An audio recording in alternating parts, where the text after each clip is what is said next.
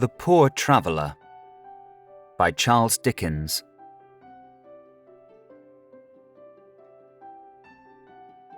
In the year 1799, a relative of mine came limping down on foot to the town of Chatham.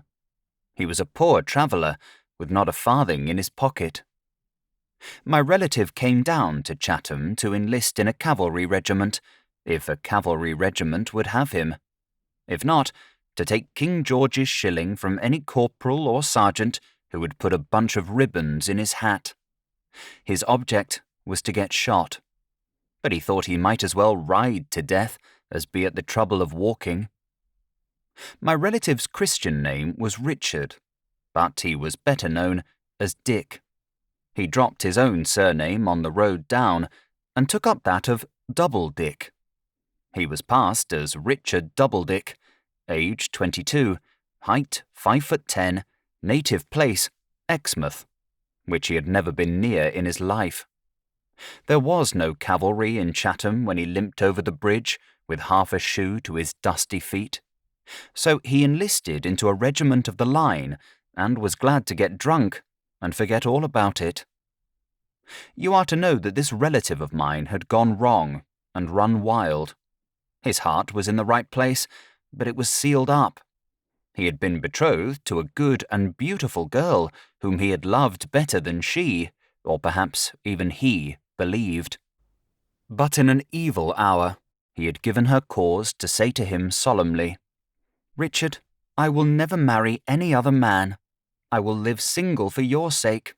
But Mary Marshall's lips," her name was Mary Marshall, "never address another word to you on earth. Go, Richard. Heaven forgive you." This finished him. This brought him down to Chatham. This made him Private Richard Doubledick, with a determination to be shot. There was not a more dissipated and reckless soldier in Chatham barracks in the year 1799 than Private Richard Doubledick. He associated with the dregs of every regiment. He was as seldom sober as he could be, and was constantly under punishment.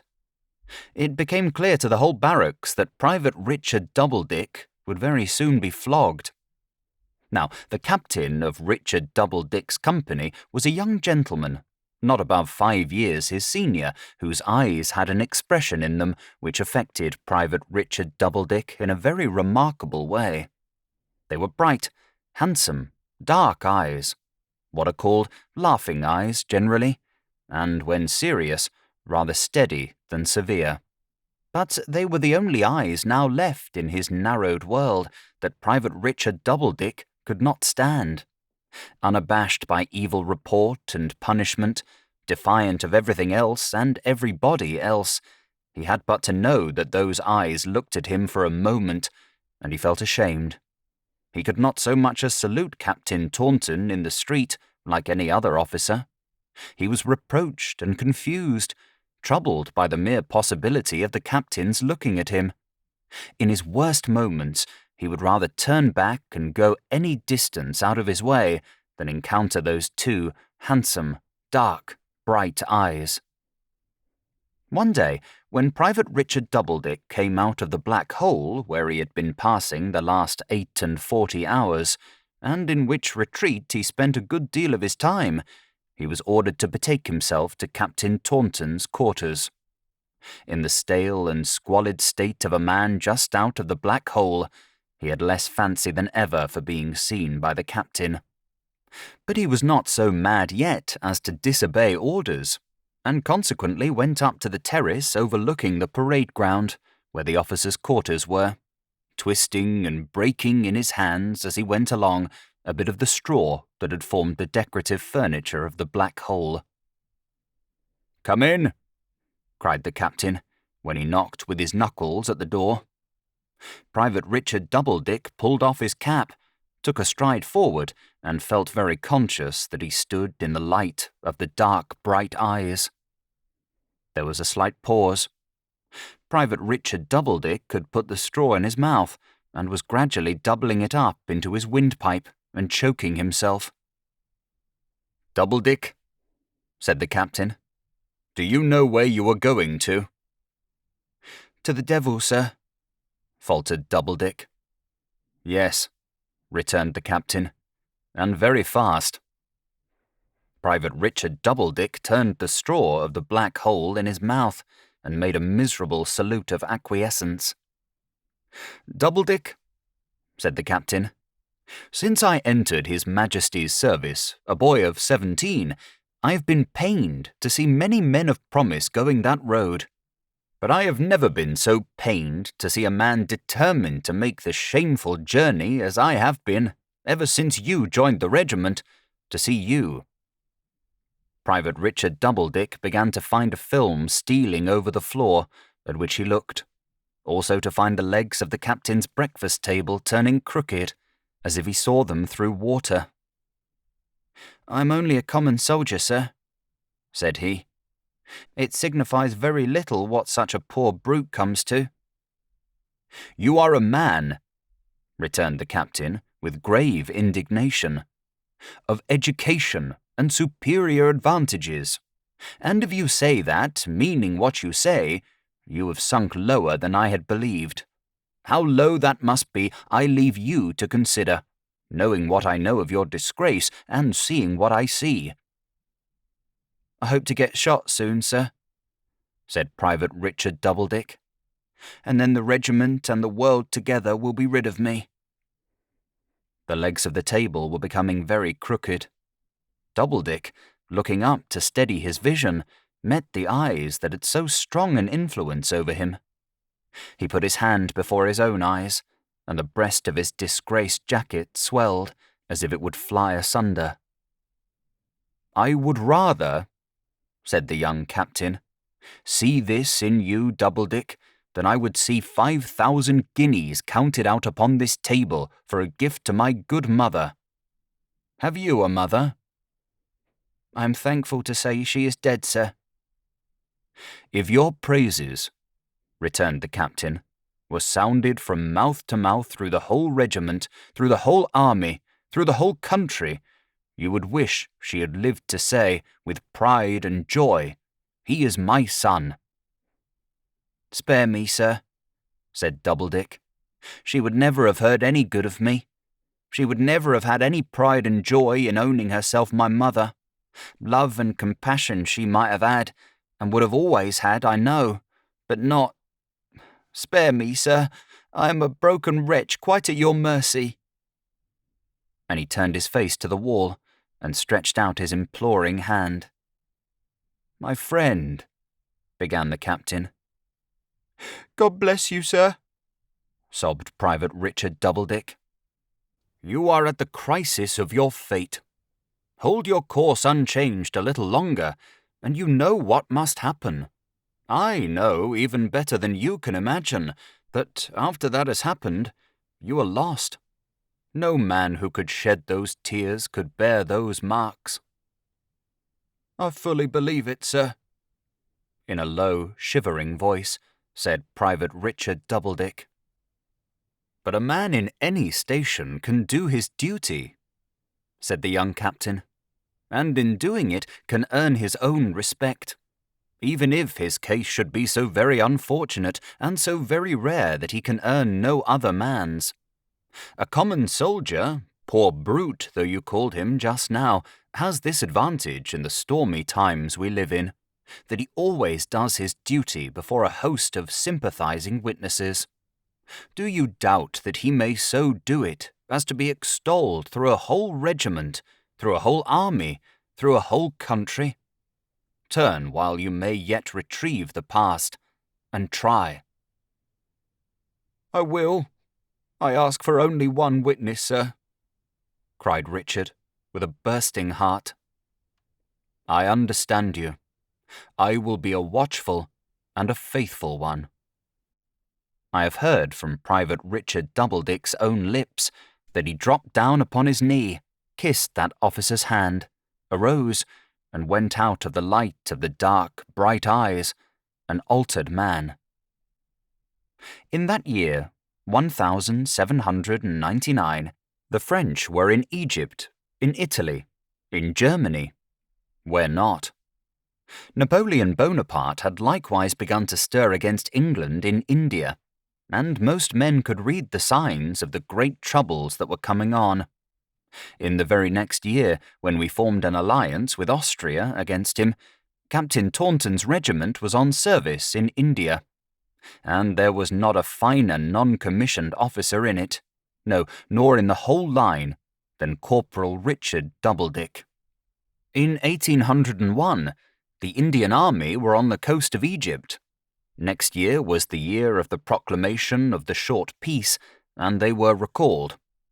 It had then become well known to thousands of men that wherever Captain Taunton, with the dark, bright eyes, led, there, close to him, ever at his side, firm as a rock, true as the sun, and brave as Mars, would be certain to be found, while life beat in their hearts, that famous soldier, Sergeant Richard Doubledick. 1805, besides being the great year of Trafalgar, was a year of hard fighting in India.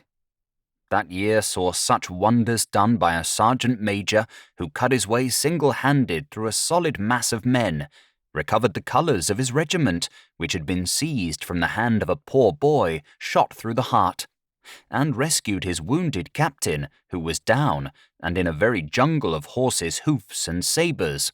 Saw such wonders done, I say, by this brave sergeant major, that he was specially made the bearer of the colours he had won, and Ensign Richard Doubledick had risen from the ranks. Sorely cut up in every battle, but always reinforced by the bravest of men, for the fame of following the old colours, shot through and through, which Ensign Richard Doubledick had saved, inspired all breasts. This regiment fought its way through the Peninsular War, up to the investment of Badajoz in 1812.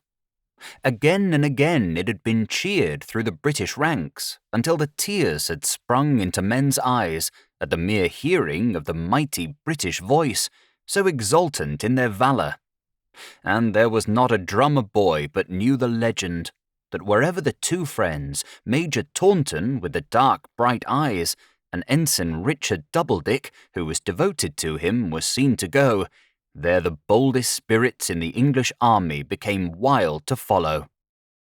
One day at Badajoz, not in the great storming, but in repelling a hot sally of the besieged upon our men at work in the trenches who had given way, the two officers found themselves hurrying forward, face to face, against a party of French infantry, who made a stand. There was an officer at their head, encouraging his men, a courageous, handsome, gallant officer of 35, whom Doubledick saw hurriedly, almost momentarily, but saw well. He particularly noticed this officer waving his sword and rallying his men with an eager and excited cry, when they fired in obedience to his gesture, and Major Taunton dropped. It was over in 10 minutes more, and Doubledick returned to the spot where he had laid the best friend man ever had, on a coat spread upon the wet clay. Major Taunton's uniform was opened at the breast, and on his shirt were 3 little spots of blood. "Dear Doubledick," said he, "I am dying." "For the love of heaven, no!" exclaimed the other, kneeling down beside him, and passing his arm round his neck to raise his head. "Taunton, my preserver, my guardian angel, my witness, dearest, truest, kindest of human beings, Taunton, for God's sake." The bright, dark eyes, so very, very dark now in the pale face, smiled upon him, and the hand he had kissed 13 years ago laid itself fondly on his breast. "Write to my mother. You will see home again. Tell her how we became friends. It will comfort her, as it comforts me." He spoke no more, but faintly signed for a moment toward his hair as it fluttered in the wind. The ensign understood him. He smiled again when he saw that, and, gently turning his face over on the supporting arm, as if for rest, died, with his hand upon the breast in which he had revived a soul. No dry eye looked on Ensign Richard Doubledick that melancholy day. He buried his friend on the field, and became a lone, bereaved man.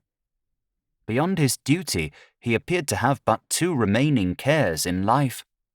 One, to preserve the little packet of hair he was to give to Taunton's mother. The other, to encounter that French officer who had rallied the men under whose fire Taunton fell. A new legend now began to circulate among our troops, and it was that when he and the French officer came face to face once more, there would be weeping in France. The war went on, and through it went the exact picture of the French officer on the one side and the bodily reality upon the other, until the Battle of Toulouse was fought. In the return sent home appeared these words: "Severely wounded, but not dangerously, Lieutenant Richard Doubledick." At midsummer time in the year 1814, Lieutenant Richard Doubledick, now a browned soldier, 37 years of age, came home to England, invalided. He brought the hair with him near his heart. Many a French officer had he seen since that day, many a dreadful night, in searching with men and lanterns for his wounded, had he relieved French officers lying disabled. But the mental picture and the reality had never come together. Though he was weak and suffered pain, he lost not an hour in getting down to Frome in Somersetshire, where Taunton's mother lived. In the sweet, compassionate words that naturally present themselves to the mind tonight, he was the only son of his mother, and she was a widow. It was a Sunday evening, and the lady sat at her quiet garden window reading the Bible, reading to herself in a trembling voice that very passage in it, as I have heard him tell. He heard the words, "Young man, I say unto thee, arise." He had to pass the window, and the bright, dark eyes of his debased time seemed to look at him. Her heart told her who he was. She came to the door quickly, and fell upon his neck. "He saved me from ruin, made me a human creature, won me from infamy and shame.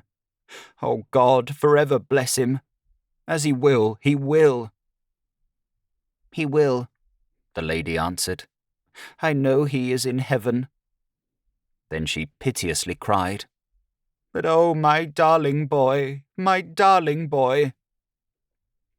Never from the hour when Private Richard Doubledick enlisted at Chatham had the private, corporal, sergeant, sergeant major, ensign, or lieutenant breathed his right name, or the name of Mary Marshall, or a word of the story of his life into any ear except his reclaimers.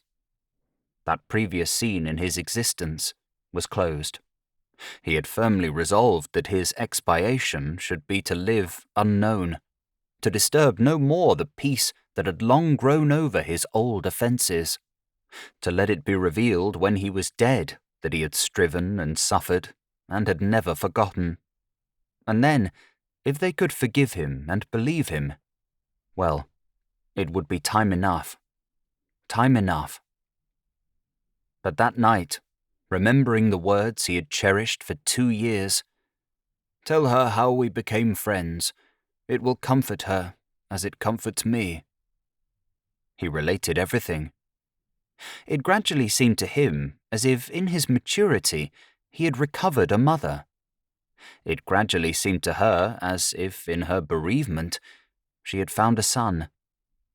During his stay in England, the quiet garden into which he had slowly and painfully crept, a stranger, became the boundary of his home.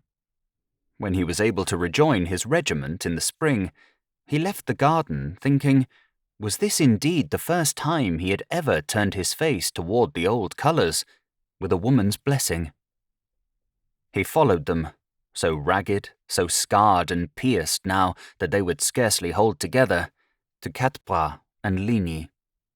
He stood beside them in an awful stillness of many men, shadowy through the mist and drizzle of a wet June forenoon, on the field of Waterloo.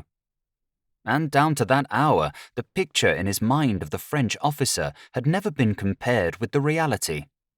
The famous regiment was in action early in the battle, and received its first check in many an eventful year, when he was seen to fall. But it swept on to avenge him, and left behind it no such creature in the world of consciousness as Lieutenant Richard Doubledick. Through pits of mire and pools of rain, along deep ditches, once roads, that were pounded and ploughed to pieces by artillery, heavy wagons, tramp of men and horses, and the struggle of every wheeled thing that could carry wounded soldiers, jolted among the dying and the dead, so disfigured by blood and mud as to be hardly recognizable for humanity, dead as to any sentient life that was in it, and yet alive, the form that had been Lieutenant Richard Doubledick, with whose praises England rang, was conveyed to Brussels. There it was tenderly laid down in hospital, and there it lay, week after week, through the long, bright summer days, until the harvest, spared by war, had ripened and was gathered in. Slowly labouring at last through a long, heavy dream of confused time and place, presenting faint glimpses of army surgeons whom he knew, and of faces that had been familiar to his youth, dearest and kindest among them, Mary Marshall's, with a solicitude upon it more like reality than anything he could discern. Lieutenant Richard Doubledick came back to life, to the beautiful life of a calm autumn evening sunset, to the peaceful life of a fresh, quiet room with a large window standing open, a balcony beyond, in which were moving leaves and sweet-smelling flowers. Beyond again, the clear sky, with the sun full in his sight, pouring its golden radiance on his bed. It was so tranquil and so lovely that he thought he had passed into another world, and he said in a faint voice, "Taunton, are you near me?" A face bent over him, not his mother's. "I came to nurse you. We have nursed you many weeks. You were moved here long ago. Do you remember nothing?" "Nothing." The lady kissed his cheek and held his hand, soothing him. "Where is the regiment? What has happened? Let me call you Mother. What has happened, Mother?" "A great victory, dear. The war is over, and the regiment was the bravest in the field." His eyes kindled, his lips trembled, he sobbed, and the tears ran down his face. He was very weak, too weak to move his hand. From that time he recovered, slowly, for he had been desperately wounded in the head and had been shot in the body, but making some little advance every day. When he had gained sufficient strength to converse as he lay in bed, he soon began to remark that Mrs. Taunton always brought him back to his own history. Then he recalled his preserver's dying words and thought, "It comforts her." One day he awoke out of a sleep, refreshed, and asked her to read to him. But the curtain of the bed, softening the light, which she always drew back when he awoke, that she might see him from her table at the bedside where she sat at work, was held undrawn, and a woman's voice spoke which was not hers. "Can you bear to see a stranger?" it said softly. "Will you like to see a stranger?" "Stranger?" he repeated. The voice awoke old memories, before the days of Private Richard Doubledick.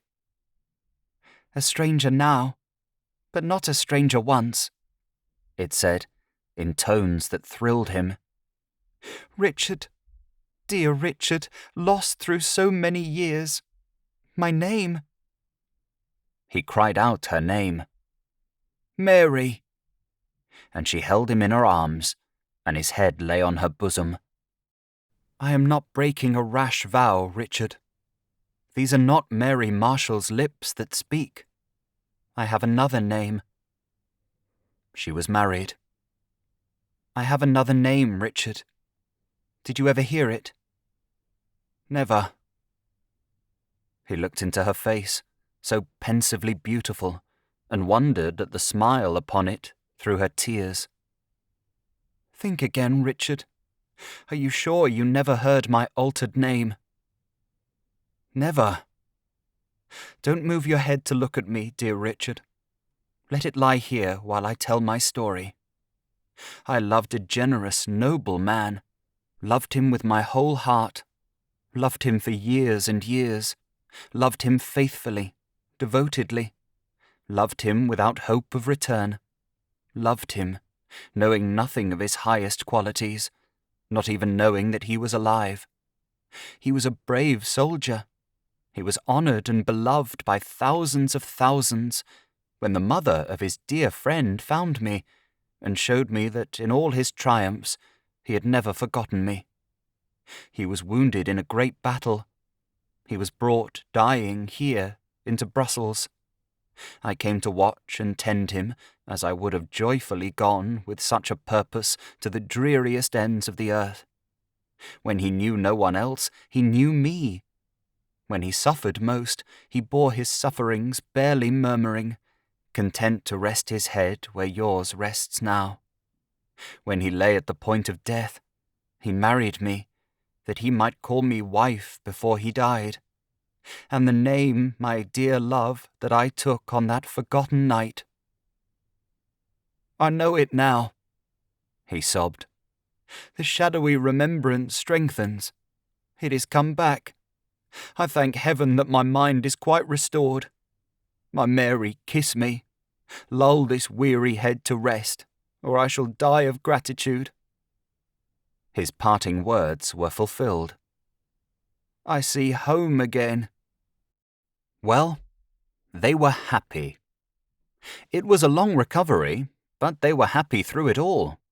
The snow had melted on the ground, and the birds were singing in the leafless thickets of the early spring, when those three were first able to ride out together, and when people flocked about the open carriage to cheer and congratulate Captain Richard Doubledick.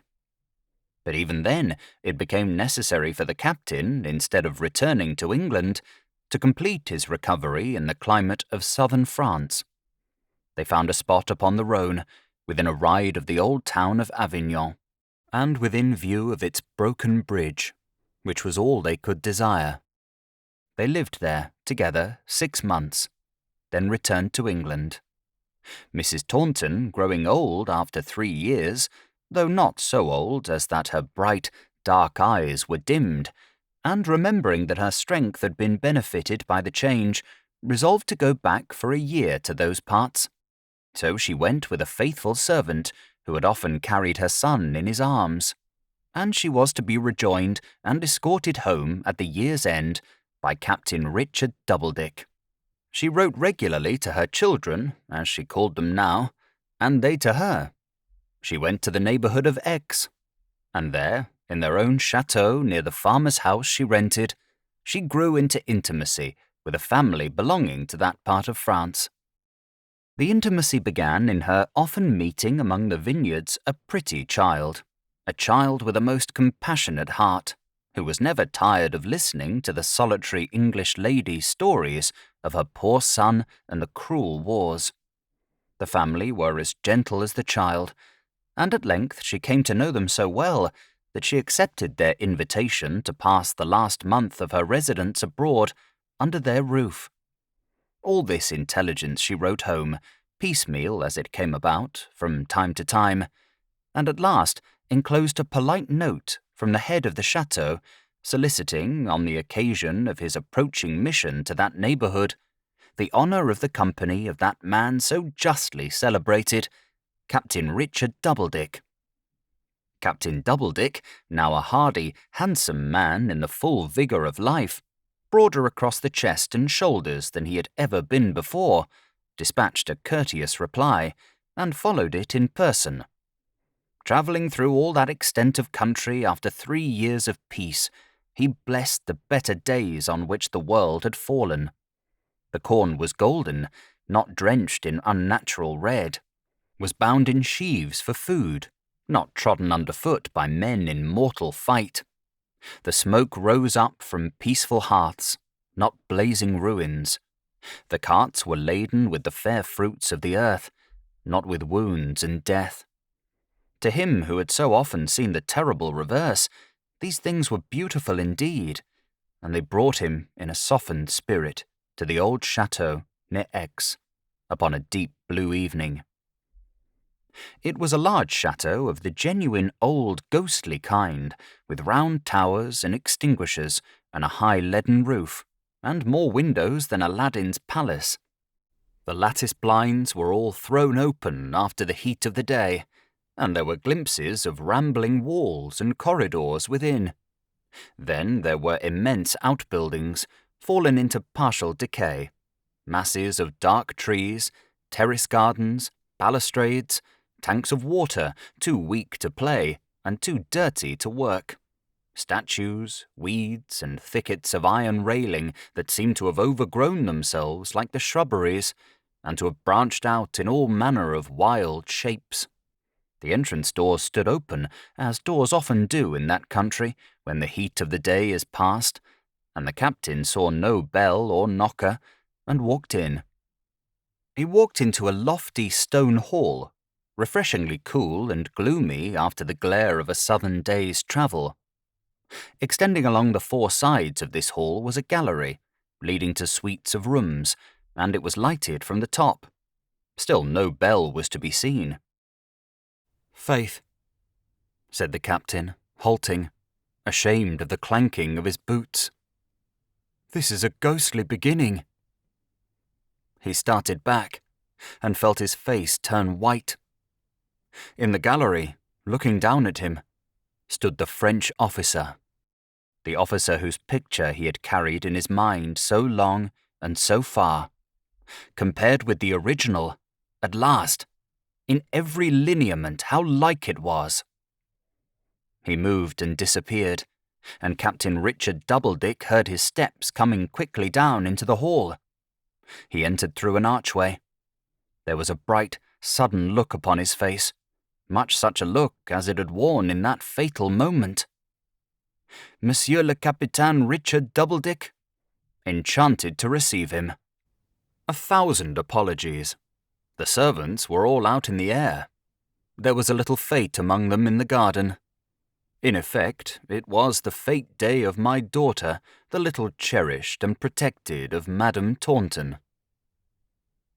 He was so gracious and so frank that Monsieur le Capitaine Richard Doubledick could not withhold his hand. "It is the hand of a brave Englishman," said the French officer, retaining it while he spoke. "I could respect a brave Englishman even as my foe. How much more as my friend. I also am a soldier." "He has not remembered me as I have remembered him. He did not take such a note of my face that day as I took of his," thought Captain Richard Doubledick. "How shall I tell him?" The French officer conducted his guest into a garden and presented him to his wife, an engaging and beautiful woman, sitting with Mrs. Taunton in a whimsical old-fashioned pavilion. His daughter, her fair young face beaming with joy, came running to embrace him, and there was a boy baby to tumble down among the orange trees on the broad steps in making for his father's legs. A multitude of children visitors were dancing to sprightly music, and all the servants and peasants about the chateau were dancing too. It was a scene of innocent happiness that might have been invented for the climax of the scenes of peace which had soothed the captain's journey. He looked on, greatly troubled in his mind, until a resounding bell rang, and the French officer begged to show him his rooms. They went upstairs into the gallery from which the officer had looked down, and Monsieur le Capitaine Richard Doubledick was cordially welcomed to a grand outer chamber, and a smaller one within, all clocks and draperies and hearths and brazen dogs and tiles and cool devices and elegance and vastness. "You were at Waterloo," said the French officer. "I was," said Captain Richard Doubledick, "and at Badajoz." Left alone with the sound of his own stern voice in his ears, he sat down to consider. What shall I do, and how shall I tell him? At that time, unhappily, many deplorable duels had been fought between English and French officers, arising out of the recent war, and these duels, and how to avoid this officer's hospitality, were the uppermost thought in Captain Richard Doubledick's mind. He was thinking, and letting the time run out in which he should have dressed for dinner, when Mrs. Taunton spoke to him outside the door, asking if he could give her the letter he had brought from Mary. His mother above all, the captain thought. How shall I tell her? "You will form a friendship with your host, I hope," said Mrs. Taunton, whom he hurriedly admitted, "that will last for life. He is so true-hearted and so generous, Richard, that you can hardly fail to esteem one another. If he had been spared—" She kissed, not without tears, the locket in which she wore his hair. "He would have appreciated him with his own magnanimity, and would have been truly happy that the evil days were past which made such a man his enemy." She left the room, and the captain walked, first to one window, whence he could see the dancing in the garden, then to another window, whence he could see the smiling prospect and the peaceful vineyards. "Spirit of my departed friend," said he, "is it through thee these better thoughts are rising in my mind? Is it thou who hast shown me, all the way I have drawn to meet this man, the blessings of the altered time? Is it thou who hast sent thy stricken mother to me to stay my angry hand? Is it from thee the whisper comes that this man did his duty as thou didst, and as I did, through thy guidance, which has wholly saved me here on earth, and that he did no more?" He sat down, with his head buried in his hands, and when he rose up, made the second strong resolution in his life, that neither to the French officer, nor to the mother of his departed friend, nor to any soul, while either of the two was living, would he breathe what only he knew. And when he touched that French officer's glass with his own that day at dinner, he secretly forgave him, in the name of the divine forgiver of injuries. Here I ended my story of the poor traveller. But if I had told it now, I could have added that the time has since come when the son of Major Richard Doubledick and the son of that French officer, friends as their fathers were before them, fought side by side in one cause with their respective nations, like long-divided brothers, whom the better times have brought together, fast united. Thank you for listening to The Poor Traveller by Charles Dickens.